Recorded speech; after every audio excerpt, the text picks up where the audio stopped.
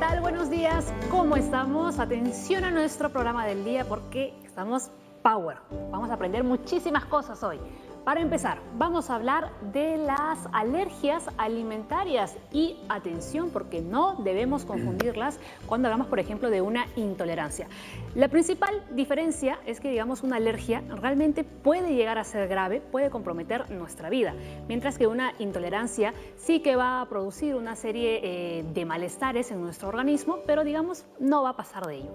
Además, también vamos a hablar del angioedema hereditario, una enfermedad rara, seguramente no habrán escuchado hablar de ella, pero que se parece mucho a una alergia. Y hay que tener mucho cuidado en cuanto al tratamiento y sobre todo al diagnóstico de esta enfermedad. Además, también va a estar aquí el SAMU con nosotros porque vamos a aprender, por ejemplo, cómo debemos actuar ante alguna caída o una contusión. Arranca la Junta Médica.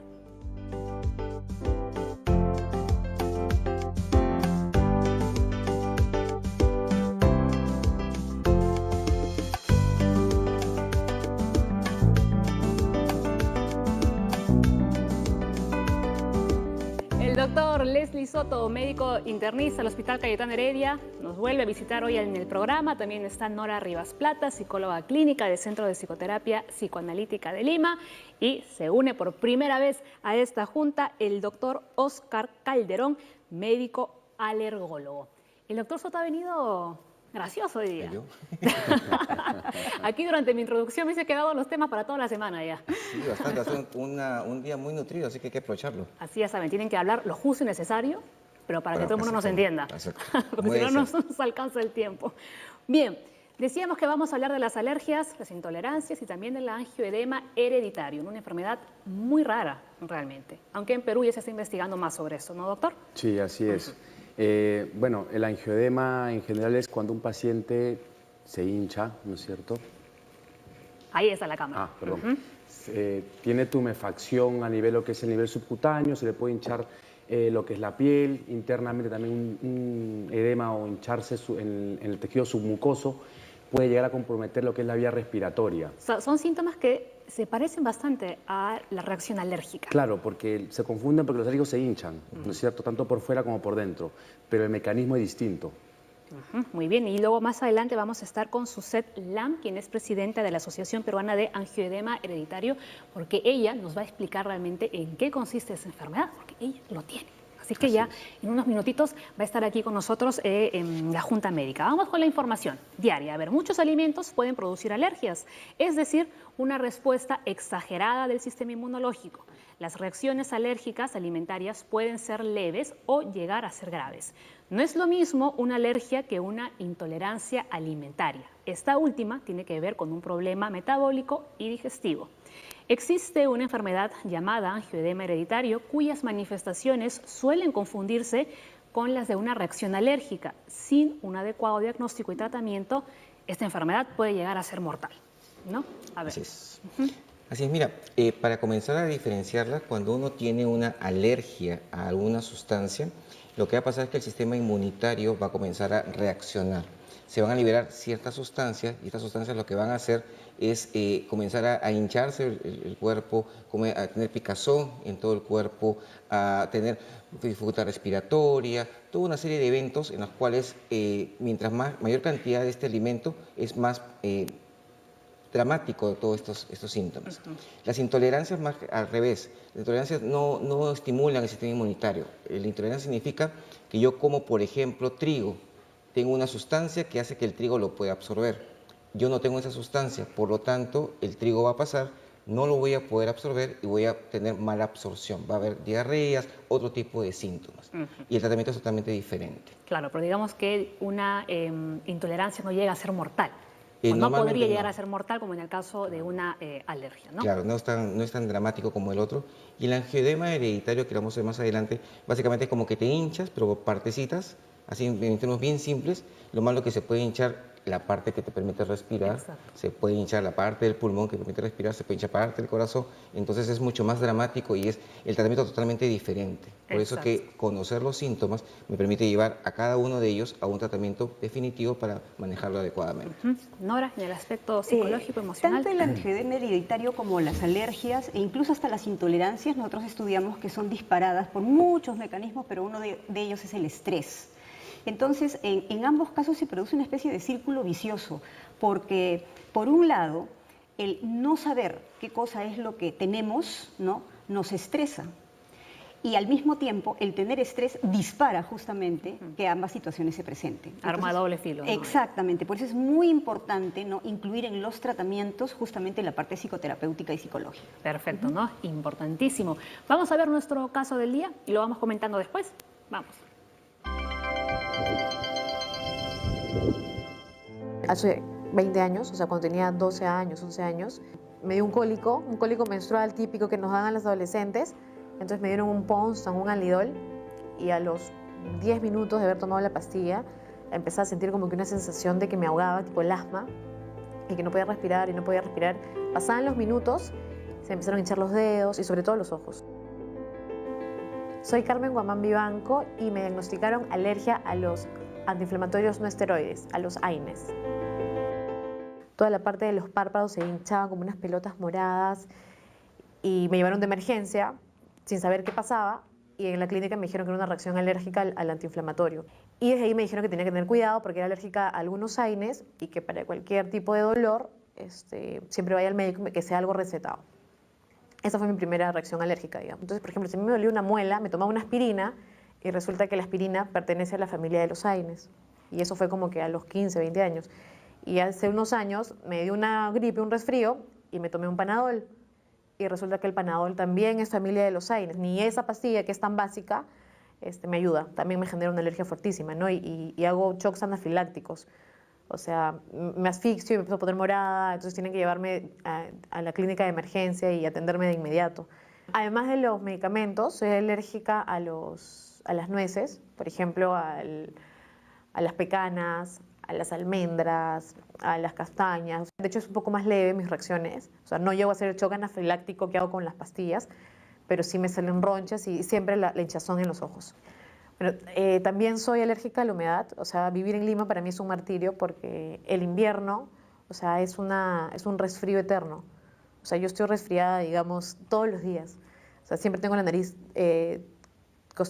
tupida y me dice que es una alergia crónica a la humedad y que ya por suerte en verano mejora un poco, pero de por sí es una alergia permanente y es como una rinitis, ¿no?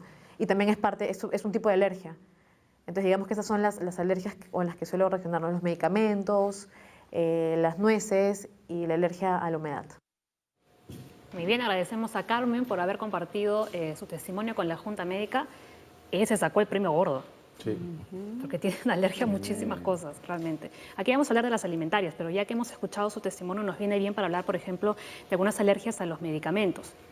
Claro, alergia a los fármacos, ¿no? Es bastante frecuente que la gente tenga alergia, por ejemplo, a los derivados de la penicilina, los cuales está pues la amoxicilina, ampicilina, a los antiinflamatorios no esteroideos que ella menciona, y por eso es importantísimo que lo mencionen al inicio de la consulta, y uno cuando va a diagnosticar y dar algo, también pregunta al paciente, ¿es alérgico a alguna medicina?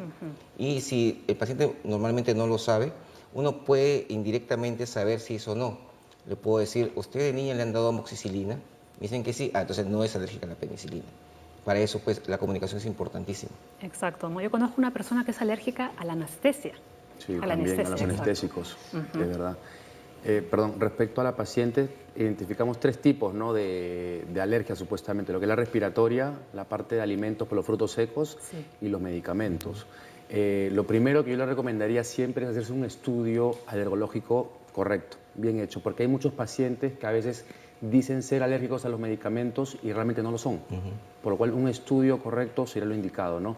Y es como una opción para que ella pueda tener otros tratamientos también, porque a veces, si dicen ser alérgicos a los AINES, ya el médico puede presuponer que es alérgico también a algunos antibióticos u otros medicamentos y los dejan sin tratamientos, en muchos casos. Ahora, ser alérgico a los frutos secos es algo bastante habitual, ¿no?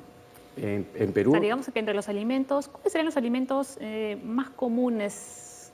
esto se puede dividir un poco según la edad también. En los más pequeños, por ejemplo, leche, huevo, trigo, soya, ¿no? Como desencadenantes. En menores de 4 o 5 años. Y en los más adultos, por ejemplo, los mariscos. Así. Ahora, esto también depende en la zona que tú vivas. Por ejemplo, en la zona sur del Perú, donde hay mucho polen en la atmósfera, pueden ser alérgicos también a lo que son las frutas, como las rosáceas, ¿no? Que son el melocotón, el durazno, las manzanas, las ciruelas. Entonces depende mucho en la zona en la que vivas y los alimentos que consumas también. O sea, digamos que una persona tiene que tener mucho cuidado con los alimentos a los que es alérgica, Claro. ¿no? Pero en el caso de la intolerancia, digamos, si es intolerante a la lactosa, por ejemplo, ¿no? Es posible que cuando coma algo que lleve leche, ¿no? O lactosa, no le va a generar un malestar, pero lo puede seguir consumiendo, ¿no? Claro. Esa es la gran diferencia también, ¿no? Vamos a ver cuáles son algunos síntomas, ¿no? De las alergias alimentarias: erupciones cutáneas, urticaria y picazón, dificultad para respirar, ¿no? Sibilancia, goteo nasal, hinchazón y edema. Eso se puede producir a los pocos minutos de haber ingerido el alimento, ¿no? O a las horas también. Claro, esto también lo mismo, se divide en reacciones inmediatas, que es al cabo de la primera, segunda hora de ingerir el alimento, y reacciones tardías a partir de las 6 horas, ¿no? Más o menos. Y también depende mucho de los síntomas que tenga el paciente. Normalmente las reacciones inmediatas, el paciente ingiere el alimento y a los 10-15 minutos ya está con urticaria, ¿no? Con roncha, le pica el cuerpo, comienza a hincharse un poquito, puede toser en algunos casos, ¿no? Se aplica el antihistamínico o el corticoide y mejora. Luego las reacciones tardías, sobre todo, se ven en niños pequeños que tienen afección de la piel, como la dermatitis atópica o piel seca, que se le reseca la piel, ¿no? Se le reseca la piel en las mejillas, en las flexuras, al nivel del cuello.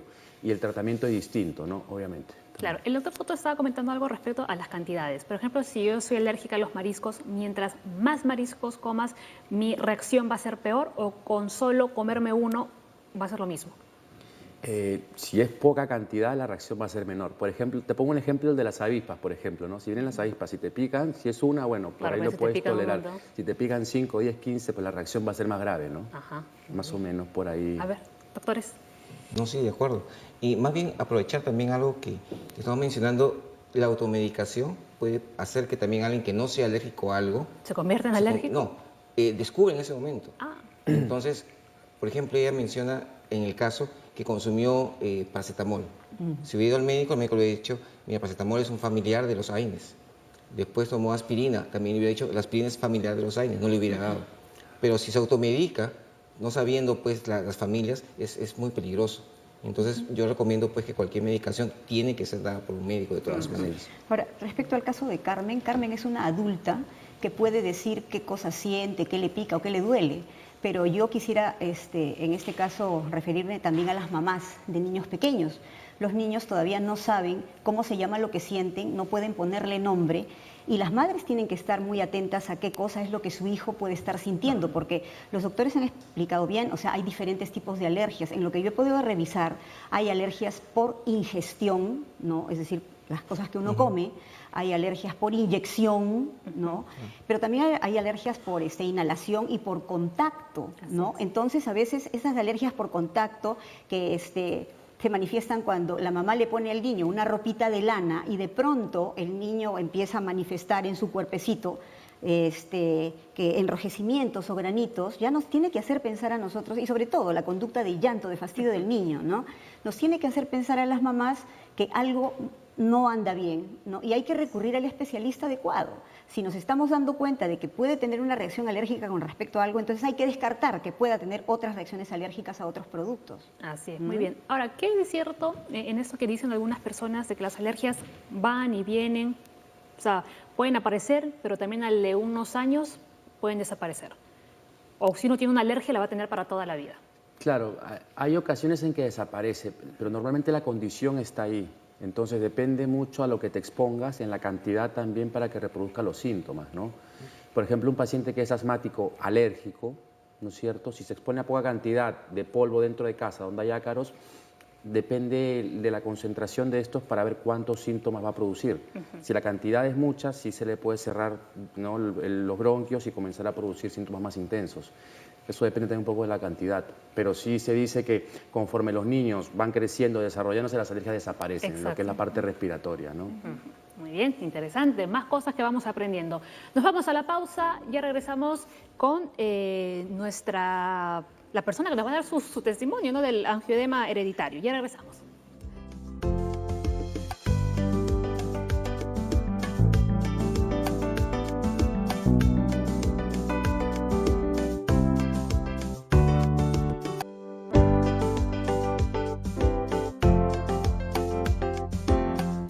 Y le damos la bienvenida aquí a Junta Médica a Suzette Lam, presidenta de la Asociación de Angioedema Hereditario. Como les comentaba al inicio, puede que muchos de ustedes no hayan escuchado nunca hablar de esta enfermedad y es muy importante. Muchísimas gracias, Suzette, por estar aquí en el programa y que puedas compartir tu testimonio con nosotras, porque creo que eso va a servir muchísimo, ¿no?, para generar una conciencia y además mucha educación sobre esta enfermedad. ¿Cómo estás? Bienvenida al programa. Gracias a ustedes por ese espacio. Como les conversábamos, a partir de los 2 años es que mis padres dicen de que sufría de esta enfermedad y no sabían, ¿no? Empecé como un cuadro de alergia, luego los cólicos frecuentes, que incluso a veces mamá decía, seguramente te comiste chocolate, y no era así, ¿no? Y es como un cuadro de un abdomen agudo, una apendicitis, ¿no? Muchas veces me han salvado de sala de operaciones pensando que ya me iban a operar por una apendicitis. Y recién a los 31 años me han diagnosticado esta enfermedad gracias a que se mandó la muestra de sangre a Holanda y me pudieron diagnosticar el angioedema. Hasta Mientras entonces tanto, te trataban como si fuese una alergia. Como una alergia, corticoides, la prednisona. Luego a los 9 años tuve una convulsión, no pude caminar y decían que era fiebre reumática y me tuvieron por 15 años aplicándome mensualmente la penicilina benzatínica. A los 20 años decían que era lupus y a las altas dosis de corticoides. Luego en el embarazo también me trataban como lupus. Pero tenían la sospecha en el Hospital Cayetano Heredia de angioedema hereditario y es así como me diagnosticaron. Y empecé el tratamiento a los 31 años, hoy tengo 56, pero no tenemos los tratamientos para la crisis en un caso de un edema de glotis. Nosotros Exacto. en el Cuéntanos Perú un no poquito contamos. en qué consisten estas crisis. Tenemos disparadores como pueden ser el estrés, las tensiones, los cambios de clima, tanto el frío como el calor, los antiinflamatorios también, los estrógenos. Si uno toma píldoras anticonceptivas también puede hacer crisis de angioedema, la picadura de los insectos, algunos antibióticos, en mi caso, por ejemplo, las sulfas, puedo hacer una crisis de angioedema. Los antihipertensivos también. Después la ropa, los zapatos, si están muy ajustados, también a uno le puede producir una crisis de angioedema. Y estas crisis pueden durar desde 24 a 72 horas si no me equivoco. aproximadamente. Es doloroso, empieza también como un cuadro, como un rash, como si uno tuviera unas ronchitas en el cuerpo y empieza a hincharse. Y puede ser un pie, puede ser las 2 manos, puede ser los 2 pies, puede ser un edema interno como el caso de los cólicos, que es muy doloroso, ¿no? Y que se confunde como que si fuera una apendicitis. Por lo que tú nos estás contando, tú has tenido un embarazo. ¿Cómo ha sido llevar la gestación con esta enfermedad? Bueno, ha sido estar en cama. Desde los 4 meses ya no trabajaba, a los 6 meses ya me internaron, estuve a los 5 meses porque mi niña nació a las 34 semanas, 2 meses internada en el Hospital Cayetano Heredia. Y es así que gracias a los cuidados que tuve, logré tener a mi niña. Tú eres la presidenta de este grupo, ¿no? Realmente supongo que al lugar llegarán, a este grupo llegarán muchísimas personas que al igual que tú llevan años sin saber que tienen esta enfermedad. Sí, ahora tenemos pacientes, por ejemplo, Claudia me comentaba que hasta decían que era alérgica al shampoo. Entonces ya era una psicosis de que no sabía ni qué comer porque pensaban que todo me causaba crisis angioedema. Y ella es única en su familia que tiene. Pero gracias a los avances y a la información, porque pertenecemos a la Asociación Internacional, tenemos una página web que nos han ayudado, Ahí la le estamos Asociación viendo en la Internacional, pantalla. entonces tenemos el caso de una niña, el doctor Calderón la diagnosticó a los 2 años y a mí me demoraron 31 años para diagnosticarme el angioedema, ¿no? Ella tiene 4 años, es la menor de la asociación. En el caso, por ejemplo, ¿tienes una hija o un hijo? Una hija. Una hija. Esta enfermedad puede ser hereditaria. El 50%, 50% de probabilidades. ¿Tu hija ha nacido con esa enfermedad también o no? Gracias a Dios no. No. También se ha realizado la prueba. Sí. Perfecto, muy bien. Muchísimas gracias, Suset, por todo lo que nos acabas de contar. A ver, doctores, qué peligroso, ¿no? Le detectaron muchísimas cosas. Lupus, alergias, a un sinfín de cosas, fiebre reumática, entre otros. Claro, es complicado a veces llegar al diagnóstico, ¿no?, de inicio. Hay que conocer un poco sobre ese tipo de enfermedad porque es un diagnóstico diferencial. Ahora, las crisis consisten en hincharse, tanto por fuera como por dentro. Lo peor que puede pasar es lo de la vía respiratoria que se cierre. Exacto. ¿No es cierto? Este tipo de edema no es alérgico, este tipo de hinchazón no es alérgico, responde a otro tipo de tratamientos que no lo tenemos actualmente en Perú, en los servicios públicos. Es un tratamiento costoso. Entonces, es lo que buscamos nosotros también, ¿no? Que a través de la asociación de pacientes poder solicitar ese medicamento para los no participantes de la asociación.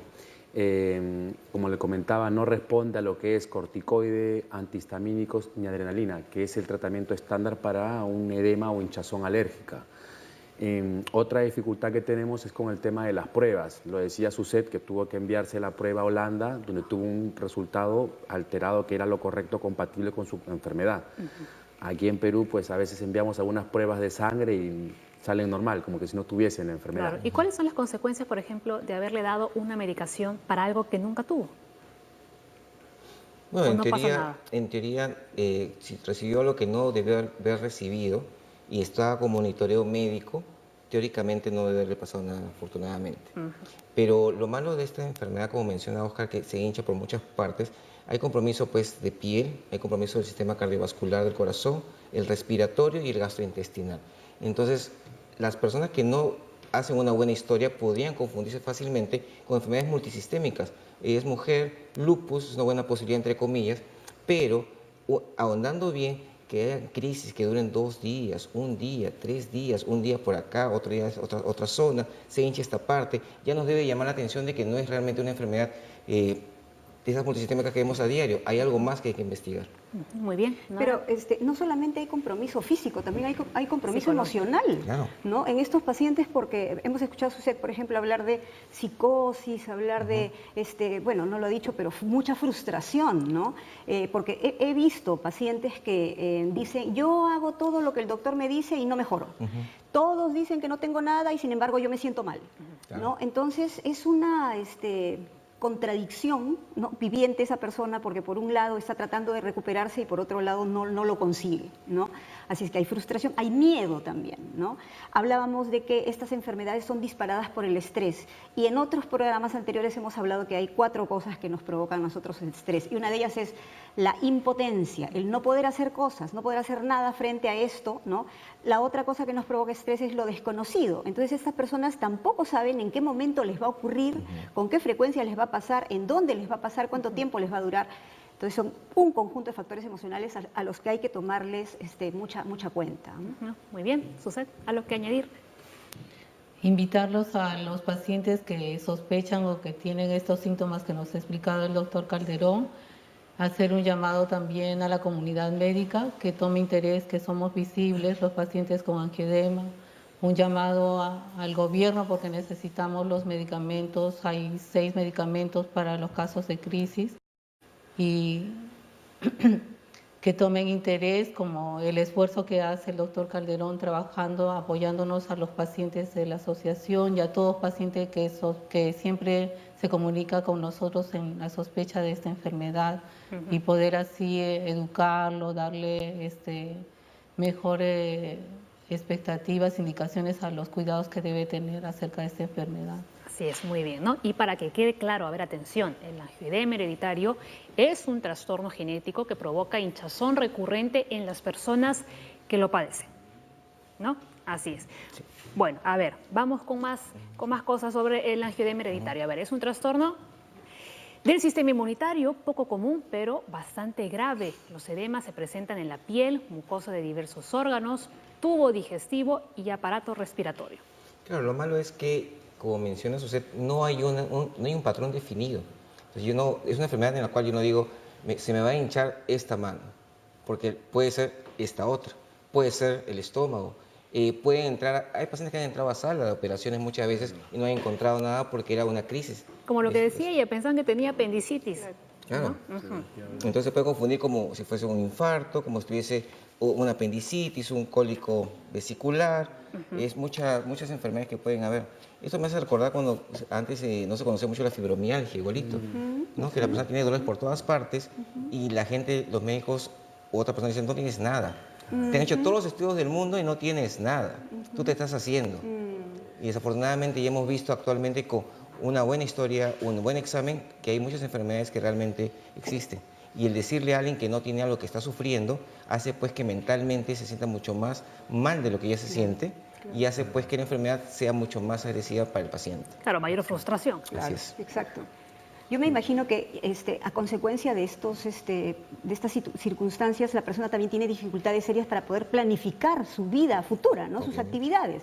Desde lo más cercano, como es ir a una reunión con amigos, asistir a una cena social, a un almuerzo, qué sé yo, porque no sabe en qué momento su cuerpo va a reaccionar, ni sabe tampoco ante qué cosa. Y de pronto se va a desfigurar, ¿no? Porque, o sea, hay hinchazones que también se producen en el rostro. Entonces, eso le genera pues a la persona dificultades también con su autoestima, ¿no? Su capacidad. Y además también la intensidad, que puede ser muy simple o muy severo. O muy severo, exactamente. Claro. Ya que poniendo el trastorno del sistema inmunitario, el angioedema hereditario, ¿no? Se debe por el déficit, nos puede faltar una proteína que es el C1 inhibidor, o la tenemos pero funciona mal. Luego hay otra clasificación que es con déficit, o sea que el C1 está normal, pero tienes alteración de un gen del factor 12 de la coagulación, una cascada en lo que es la sangre y eso. Entonces hay muchas clasificaciones, ¿no? Pero en común tiene lo que es la deficiencia o el mal funcionamiento del C1 inhibidor, que puede generar los edemas, la hinchazón a nivel del tubo digestivo, con los cólicos, que eso es muy clásico también. Menos mal que de momento aquí, de los pacientes que yo veo aquí en Perú, a través de la asociación, ninguno ha tenido un cuadro importante de lo que es el edema de glotis. Ya a una que ha tenido por ahí como empezando un inicio, pero no ha llegado a ser algo fatal. Muy bien, perfecto. Hacemos una brevísima pausa y volvemos con el programa.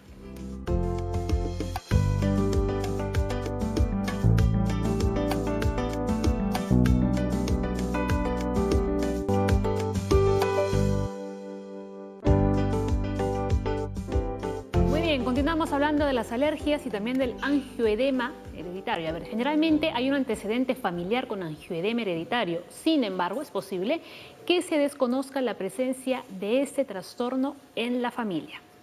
A ver, doctores. Bueno, normalmente cuando algo es hereditario tiene un porcentaje de aparición en los hijos, y este hereditario implica que está en los genes. Quiere decir entonces que va a aparecer de todas maneras si está presente en alguno de los hijos. Ya cuando se hace una mezcla de esto, un gen autosómico dominante quiere decir que cuando sus hijos van a aparecer, la mitad de ellos pueden tener. O sea, cada hijo tiene 50 posibilidades de que sí y 50 de que no. Entonces, el que tenga pues la mamá, la abuela, la tía nos dice pues que sí es algo hereditario. Muy bien. Ahora, ¿cuál es el protocolo que se debe hacer, ¿no? Por ejemplo, la persona que está sufriendo una crisis en su casa, ¿cómo debe actuar? ¿Qué es lo que debe hacer? A ver, vamos a ver en el caso de Suset. ¿Qué es lo que haces tú? Y luego me va a explicar el doctor. A ver, adelante. En el caso de un cuadro de dolor abdominal es necesario acudir a a emergencia, donde nosotros no tenemos el inhibidor, los medicamentos para la emergencia aquí, y hidratarnos porque puede producir vómitos, diarrea, dolor abdominal intenso, analgésicos para aliviar el dolor, es lo que nos aplican. Y como yo les digo, aguantocaína, ¿no? Aguantarse las molestias hasta que superar. Y muchas veces he sido, ya me estaban preparando para entrar a sala de operaciones por una apendicitis, y el doctor Berrocal muchas veces me ha salvado y decía, te apuesto que no entra a sala, te apuesto que sí entra, ¿no? Y él empezaba a explicar recién a los médicos cirujanos cuál era mi problema. ¿Cuál era el diagnóstico? Sí. Entonces, pero cuando tú llegas, le avisas al médico que tienes tu enfermedad. Ahora sí, siempre ¿Cuál es les la razón de comunico, ellos? pero algunos no dicen, no, el cuadro era así, ¿no? Era así. O sea, al final era un debate Pero, entre tú y los Ese médicos. es el otro problema que Ajá. existe cuando alguien tiene una enfermedad no muy se conocida. cree, ¿no? Entonces, Claro. gracias al doctor Calderón que tenemos una cartilla de emergencia para que los pacientes lo lleven consigo en caso de emergencia y así los médicos puedan actuar. Exacto. Es el protocolo que Sí. se debe seguir. Claro, lo ideal es que el paciente tenga una cartilla en la cual se especifique el diagnóstico y la medicación de rescate que puede recibir aquí en Perú, porque no tenemos el específico. Entonces, a mí me han llamado muchas veces, de noche, de madrugada, tenemos una paciente en Chiclayo, llegando a urgencias por crisis de angioedema, yo hablando con el médico, explicándole, ¿no? Perfecto, le aplican el tratamiento que lo que tenemos aquí es el ácido tranexámico o transamin, que corta un poco la cascada y tampoco es inmediato, pero sí ayuda a que progresivamente vaya mejorando el cuadro, ¿no? Claro, pero esta cartilla no todos la tienen. Lo de la Los asociación. pacientes que no conocen. Y ahí hay el problema, ¿no? Sí, Porque exacto. no Por saben eso- cuál es el tratamiento que deben de seguir. Queremos incluirle en la asociación para crecer como grupo. ¿Y cómo se está avanzando ahora mismo en nuestro país? Ahora mismo ya tenemos, como le comento, un medicamento que se ha registrado, aún está pendiente de que pueda incluirse en los servicios públicos, ¿ya? Lo que necesitamos, como le comenté, es crecer como asociación, hacer un programa a nivel con distintos hospitales, incluir Cayetano Heredia, los hospitales, por ejemplo, que tienen servicio de alergia, el militar, policía, el Hospital Rebagliati, el Seguro, el Almenara, algunos otros hospitales, y hacer educación médica continua, hacer charlas con los médicos, explicarles un poco la enfermedad, el tratamiento que pueden seguir, las complicaciones que puede tener, y cuando el paciente llegue a la urgencia de ese hospital, de la clínica, sea el caso, llena un cuestionario, se le aplica la medicación, ¿no? Según el protocolo que tenemos de rescate, y luego según eso que se derive el paciente a la consulta, a la alergología, y de ahí al monitor principal y posteriormente a la asociación. Es todo un protocolo que hay que seguir, ¿no? Para poder hacer las cosas de manera organizada y correcta. Entonces, una persona que tiene esta enfermedad, siempre que le dé una crisis, digamos, tiene que ir de todas formas al hospital. No es que ella en casa, ¿no? O el paciente en casa podría controlar la situación. Es recomendable que acuda a la urgencia porque esas crisis empeoran, o sea, van lento y luego se ponen muy intensas. Y como le comenté, la crisis puede durar de 3 a 5 días en Es promedio. importante. Y no mejora con la medicación habitual. Están tomando, administrándose antihistamínicos, corticoides. El corticoide, pues a la larga puede empeorar, dar complicaciones. Entonces, no es necesario instruir mucho, educar a los pacientes y a los médicos en ese sentido también. Muy bien. Yo quisiera rescatar eso justamente, ¿no? O sea, la importancia de informarse, ¿no? Cuanto más conozca una persona qué cosa es lo que le está pasando, más tranquila va a enfrentar esta circunstancia, ¿no? Ahora, las madres también tendrían que hacer lo mismo con sus hijos, ¿no? O sea, conocer la enfermedad que tienen sus hijos, preparar una red de apoyo a sí mismas también para poder recurrir a alguien, para pedir apoyo en caso estén ante una situación de urgencia, ¿no? Y ayudarse unos a otros de manera que puedan superar esto, ¿no? Con tranquilidad. Muy bien. Pero también hay muchos temores en la población, porque en el caso de la niña que comentaba, para ingresar a inicial, la mamá mencionó que tenía angioedema y le cerraban las puertas porque decían que era mucha responsabilidad de tenerla a la niña en la escuela, y es así que con el doctor Calderón para hacer un certificado, explicar, ¿no? Para que pueda ser aceptada en la escuela. Claro. También existe esta temor discriminación a lo del trabajo desconocido. también. Así es. Sí. Exacto, ¿no? Claro. Sí, y lo que sí, como menciona Oscar, ir a la emergencia de todas maneras, porque si bien es cierto, son los cuadros que pueden ser, también puede ser otra patología. Entonces, ¿quién mejor que una emergencia para que puedan apoyar al paciente en esta enfermedad u otra cosa que pueda tener? Muy bien. Entendemos que el diagnóstico puede resultar muy complicado, ¿no? Porque los síntomas son muy parecidos al de una alergia. ¿Cómo es que finalmente se llega al diagnóstico de esta enfermedad? Lo primero es basarnos mucho en los síntomas. El angioedema hereditario es hinchazón que no pica. No pica la piel. ¿Ya? Es lo más común. Es de diferencia de la alergia. Claro, el alérgico te hinchas, pero te pica y tienes ronchas, la urticaria, los sabones. Ahí, ¿no? Lo que vemos justo acá. Las zonas Claro. hinchadas no causan picor. Exacto, exacto. No debe picar. ¿Ya? ¿Leslie? No. Doctor. Y los hinchazones son en muchas partes, Sí. que son bien, no es específico, puede ser en una parte acá, en el brazo, en la pierna, en formas diferentes. Entonces como que no te cuadra mucho porque un cuadro de alergia es casi generalizado, a la vez en todas partes, tú vas a ver acá un poquito, otro poquito acá, otro poquito acá, acá, acá, pero en este caso es bien localizado en una zona sola. Claro. Entonces, además del examen clínico, ¿qué otras cosas necesitan? Existen exámenes de sangre, análisis sanguíneos. Es otra complicación que tenemos, lo que le decía, ¿no? La validez. Si usted tiene el caso de enviar la muestra afuera y otros pacientes también que han enviado las muestras a Argentina, Italia y vienen con resultados pues compatibles con lo que es la enfermedad. Aquí en Perú nos basamos mucho sobre todo lo que es el cuanteo, la cuantificación de C4 complemento. ¿Ya? Luego el C1 lo miden en cantidad, en sangre, y no tenemos lo que es la funcionalidad o cómo funciona el C1 inhibidor, si está bien o está mal. Lo tienes, pero puede ser que esté malo. Entonces ese examen también nos falta aquí. Y esperamos que dentro de poco pues ir consiguiéndolo, ¿no? Muy bien, ¿no? Y ya para que quede claro, ahí ven, ¿no? la información con los síntomas. Atención, la diferencia, lo volvemos a repetir, ¿no? Que las zonas hinchadas no causan picor como si, por ejemplo, puede ser una alergia. Y la hinchazón se puede dar en la cara, en las membranas que recubren la boca, la garganta, vías respiratorias y tubo digestivo. Y nuevamente, ¿no? ¿Pueden haber vómitos y cólicos en este caso? Pueden haber. Sí. Vómitos, diarrea. Y se pueden hinchar en zonas como la nariz, las orejas, el cuero cabelludo, los genitales. ¿No? O sea, es bien complicado Sí. realmente, ¿no? Y Suset, tú ahora que ya sabes realmente qué es lo que tienes, ¿no? Digamos, ¿cómo es esto de estar llevando esta enfermedad? Porque esto es una enfermedad crónica que la vas a tener durante toda tu vida, al final.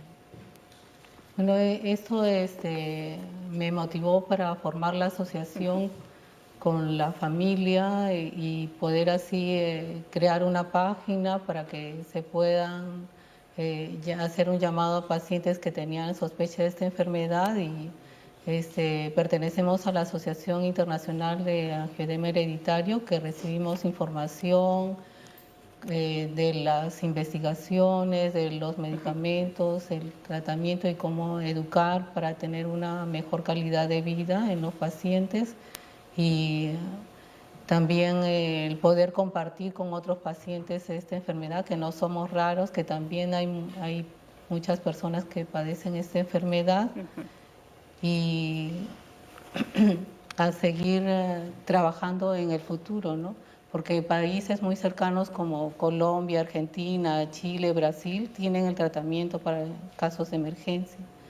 Y es por eso que se hace el llamado, pero y también pertenecemos a la Federación Peruana de Enfermedades Raras, que estamos a la espera de la firma del reglamento para enfermedades raras, lo que eso nos daría una mayor atención hacia nosotros también.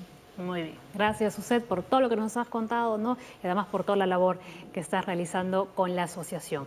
Nos vamos a la pausa. Ya viene el doctor Carlos Malpica, médico especialista en emergencias del SAMU, porque hoy nos va a enseñar qué es lo que debemos hacer ante una caída o una contusión importante.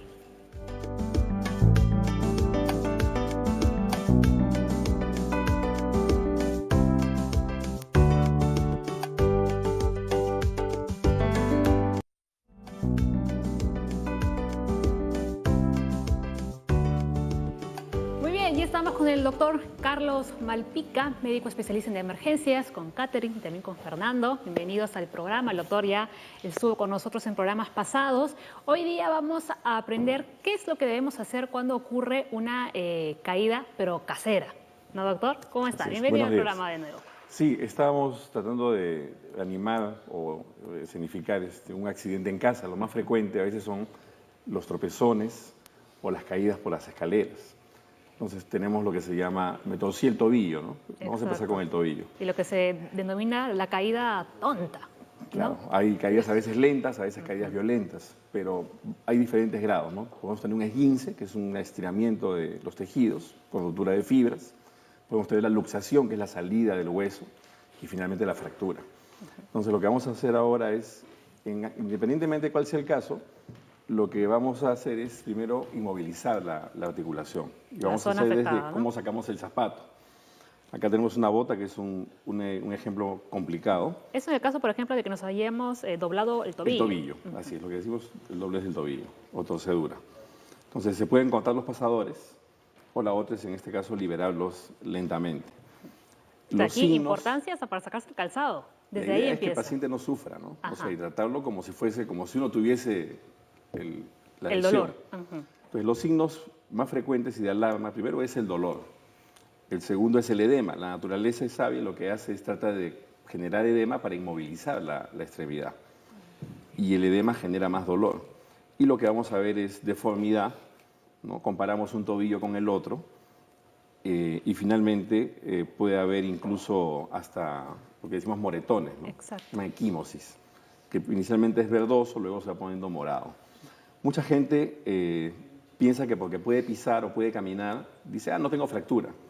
Y eso no siempre es cierto, ¿no? A veces hay pequeñas fracturas o fracturas no desplazadas que se llaman fisuras y que requieren a veces incluso una inmovilización como el yeso. Acá el detalle... Y por eso es importante colocar una venda, un ¿no? vendaje, Para inmovilizar. ¿no? Siempre debe haber en casa una venda de 4 centímetros elástica. El detalle que está, como está vendando Fernando, vemos que el rollo va hacia afuera.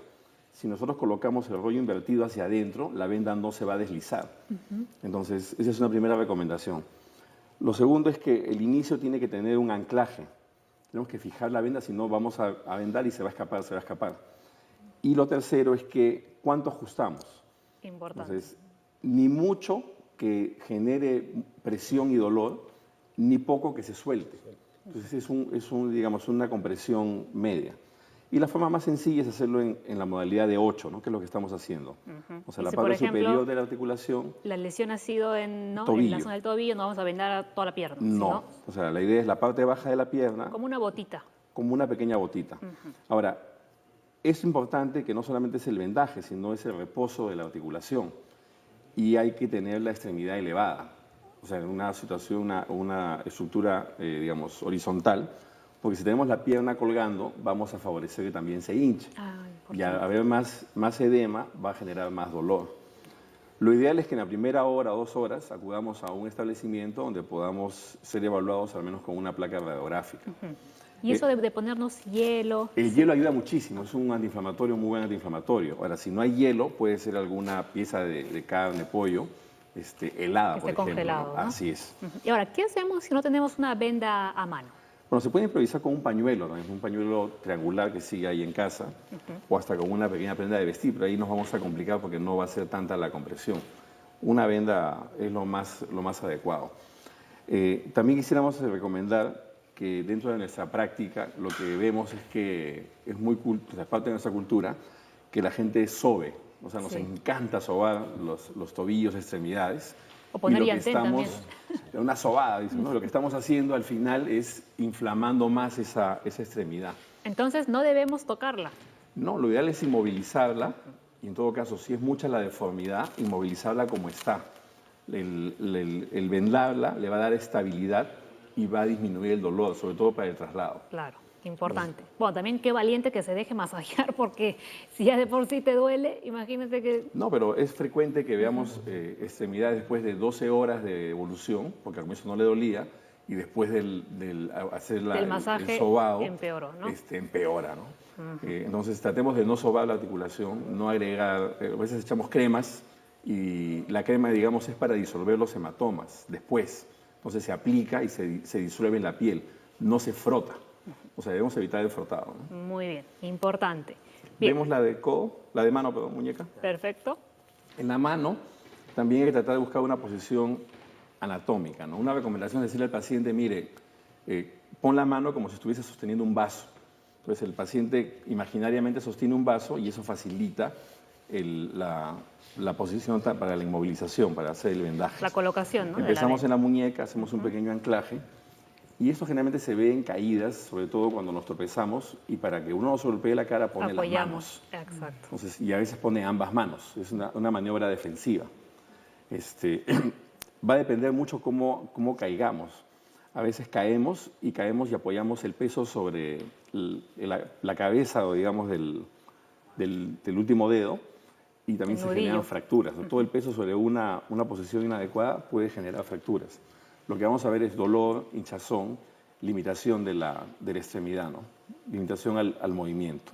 Al igual que en el tobillo, la forma de vendar en 8. Igual en 8. Es una forma sencilla. Digamos, solamente viendo endoscópicamente no podemos nosotros decir esto es fractura o esto no es fractura, ¿no? Hay diversos tipos de fracturas y siempre la recomendación es acudir a un establecimiento de salud donde cuenten con rayos X para hacer la valoración respectiva, ¿no? En el caso de que no exista una fractura, ¿es necesario llevar la venda por varios días? Generalmente durante el día para que dé un poco de soporte y limite el movimiento para que la articulación repose. Igual la mano no puede estar colgando, ¿no? Debería ir sobre el pecho del paciente o un cabestrillo como soporte. En la noche, por lo general, retirar la venda para que circule la sangre, ¿no? Así es, los líquidos, fluidos dentro de la extremidad, si no vamos a amanecer con la mano más hinchada. Exacto, ¿no? Y al igual que en el pie también, cuidado con de cómo se ajusta, ¿no? Por eso, ni tan ajustado que genere dolor, ni tan suelto que se pueda soldar la venda. Es un ajuste intermedio. Claro. O sea, más o menos hay que elongar un 30% la longitud de la venda, ¿no? Pero digamos que también se complica aquí la situación en el caso de que Catherine, por ejemplo, se encuentra sola en casa. Y ella misma es la que tiene que vendarse la otra mano. Tendrá que tratar de usar la venda, o la otra es llevarla a su mismo cuerpo y así ahí pedirle ayuda, ¿no? Entonces, O sea, mientras que la articulación, la extremidad está en reposo, muy bien. entonces eso va a calmar el dolor. Entonces ya sabemos, lo primero que tenemos que hacer es inmovilizar, ¿no?, la zona en donde hemos recibido el golpe. Posteriormente pasamos a vendar y que esté en una zona elevada. Bueno, en el caso de los dedos, por ejemplo, colgando. Lo más fácil es inmovilizar un dedo contra otro, con un pequeño esparadrapo o con los bajalenguas o palito de lado, ¿no? Claro, para que no se mueva. Inmovilizar un dedo contra otro es una técnica también. O en el caso de los dedos de los pies también. Entonces, vendar todo el pie a veces es complicado, inmovilizamos un dedo con el costado. Perfecto. Al mismo tiempo, también, como decíamos, nada de cremas, nada de sobar, Evitemos nada de masajear. el frotar las extremidades o las articulaciones porque vamos a generar más edema, más dolor y más inflamación. ¿Y estas cremas tan conocidas que venden en las farmacias? Generalmente es para contusiones menores, golpes, y lo que buscan es disolver el hematoma o el pequeño sangrado que se ha generado en la piel. Pero no va a desinflamar en sí la articulación dañada por un esguince, ¿no? ¿Cuánto tiempo más o menos tendríamos que esperar a que ya, digamos, nuestra articulación vuelva si a la normalidad? Si es una lesión menor, en las primeras 48 horas debe haber una mejoría considerable. Si a pesar de eso sigue dolor y no asistió al médico, es momento de asistir al médico, ¿no? Claro, y si solo tenemos, por ejemplo, un esguince y a pesar de ello seguimos caminando, lo que va a suceder es que el esguince se va a hacer, digamos, crónico. Entonces, una lesión que debió resolverse en 1 o 2 días, al final se va a resolver en 7 o 10 días. ¿Y eso puede tener consecuencias a largo plazo después? Bueno, de todas maneras hay una, digamos, predisposición a que volverse a lesionar, o lo otro es que va a generar dolores o edemas en la zona que no son deseables, ¿no? Una lesión mal curada. Mejor es desde el comienzo acudir al médico, ¿no? Muy bien, doctor, muchísimas gracias por haber estado nuevamente en el programa. Ya lo han visto, ha quedado casi como una momia, Catherine, con tantas vendas que le han puesto. A ver, ¿qué opinan? Importantísimo, porque es un accidente bastante frecuente en la casa y a veces no sabemos qué hacer. Así es, ¿no? Las caídas en los baños, doctor, son Sí, tan los baños frecuentes también. En los baños es bien curioso porque es un espacio pequeño y a veces si nos dejásemos caer, la lesión sería una, pero como nos defendemos, tratamos de cogernos del lavatorio, de la toalla, pasamanos, de todo, es ahí donde no solamente nos lesionamos por la caída, sino todas las extremidades, incluso la cabeza, ¿no? Exacto, ¿no? Por defendernos en el momento de la caída. Bueno, eso es algo instintivo, pero caerse en el baño o en la ducha justamente tiene el riesgo de que vamos a tratar de defendernos y en el defendernos de la caída es donde aumentamos las lesiones. Y ahí salimos con los cortes en la ceja, en la cabeza. Así es. ¿Qué pasó? No, me caí en el baño, ¿no? Muy peligroso. Sí. Muy bien. Las conclusiones finales de nuestro programa de hoy, que nos vamos. A cualquier sustancia que uno esté comiendo y que pueda causar enronchamiento, picazón, escozor, acudir al médico.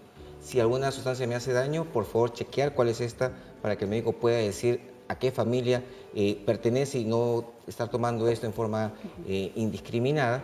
Y si existe alguna enfermedad en la cual hay cosas raras que se están hinchando o cosas que no vemos normalmente, el médico siempre lo va a ayudar en cualquier establecimiento de salud. Perfecto. Yo quisiera decir que lo que hemos visto ahora, todo este complejo de trastornos físicos también nos generan emociones muy intensas, tanto al paciente como a la familia. Miedo, ¿no? Porque no sabemos qué cosa es lo que nos pasa. Confusión, porque a veces tenemos un diagnóstico que no coincide.